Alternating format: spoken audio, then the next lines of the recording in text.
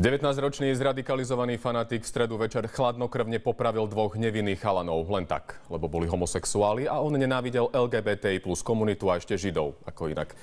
To nebol náhodný čin motivovaný žiarlivosťou. Bol to ideologicky, dlhodobo plánovaný akt terorizmu zamierený proti inakosti. Úprimnú sústrasť príbuzným Juraja a Matúša.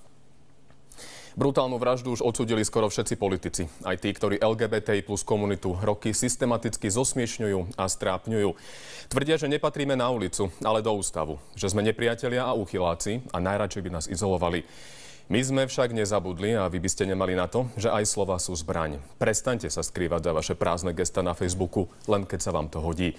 Prestaňte riešiť samých seba a začnite sa konečne zaoberať tým, ako uľahčíte život LGBTI plus ľuďom, ako budete trestať tých, ktorí v online priestore legitimujú brutálnu vraždu vyšinutého mladíka a dennodenne sa nám vyhrážajú smrťou a v neposlednom rade, ako chcete chrániť nás všetkých, aby sa nič podobné nezopakovalo. Pretože ešte dnes to môže byť kresťan, Žid, Róm, Maďar, Ukrajinec alebo Černoch. Čo s tým budete robiť, pokrytci? Našli ste sa v tom? To je dobre. Vítajte v Politike.